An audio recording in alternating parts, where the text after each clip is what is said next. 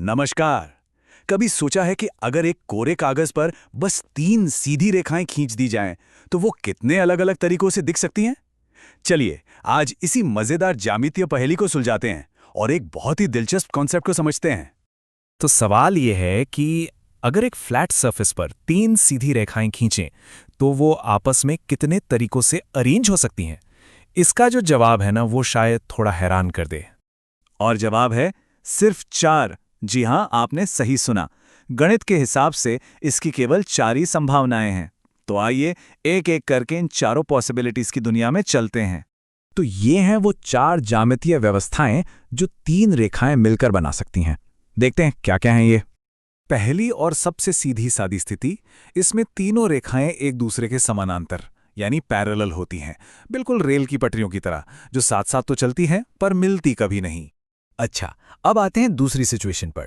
सोचिए, 2 रेखाएं तो पैरेलल हैं, लेकिन एक तीसरी रेखा आती है और उन दोनों को काटते हुए निकल जाती है। इससे क्या होता है? हमें 2 अलग अलग इंटरसेक्शन पॉइंट्स मिल जाते हैं। तीसरी पॉसिबिलिटी थोड़ी और इंटरेस्टिंग है। यहां कोई भी रेखा किसी के पैरेलल नहीं है, वो सब एक दूसरे को काटती हैं, लेकिन अलग अलग जगहों पर। और जब ऐसा होता है तो बीच में एक ट्रायंगल यानी एक त्रिभुज बन जाता है।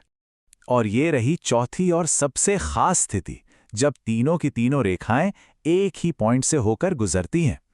इस खास अरेंजमेंट का एक स्पेशल नाम भी है और यही आज के हमारे विश्लेषण का मेन टॉपिक है। तो चलिए अब इस चौथी खास सिचुएशन को इसका ऑफिशियल नाम देते हैं। इन्हें कहते हैं संगामी रेखाएं या अंग्रेजी में कंकरेंट लाइंस।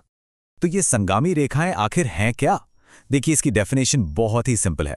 जब भी किसी एक प्लेन पर 3 या उससे ज्यादा रेखाएं एक ही कॉमन पॉइंट से गुजरती हैं, तो बस उन्हें ही संगामी रेखाएं कहते हैं। हमारे सोर्स मटेरियल में भी यही बात बिल्कुल साफ साफ कही गई है। एक ही तल में यदि 3 या अधिक रेखाएं एक ही बिंदु से होकर जाएं, तो वे एक संगामी रेखाएं कहलाती हैं। एकदम क्रिस्टल क्लियर है ना? अच्छा, तो जिस एक पॉइंट पर ये सारी रेखाएं आकर मिलती हैं, उस खास पॉइंट का भी तो कोई नाम होगा, है ना? जी हाँ, उसे कहते हैं संगमन बिंदु या पॉइंट ऑफ कंकरेंसी। यही वो कॉमन पॉइंट है जहां सारा एक्शन होता है। तो चलिए, अब तक जो कुछ हमने समझा है उसे टेस्ट करने का टाइम आ गया है। तैयार हैं एक क्विक सही या गलत राउंड के लिए? तो पहला स्टेटमेंट ये रहा, क्या लगता है, क्या एक पॉइंट से सिर्फ एक ही लाइन गुजर सकती है? ट्रू और फॉल्स, सोचिए जरा। और इसका सही जवाब है फॉल्स यानी असत्य। ये एक कॉमन मिस्टेक है जो कई लोग करते हैं।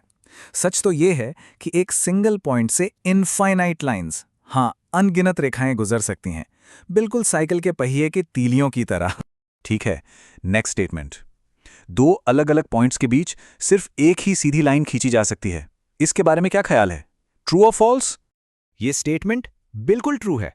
सच, ये तो ज्योमेट्री का एक गोल्डन रूल है। आखिरकार 2 पॉइंट्स को जोड़ने का सबसे सीधा रास्ता तो एक ही होता है।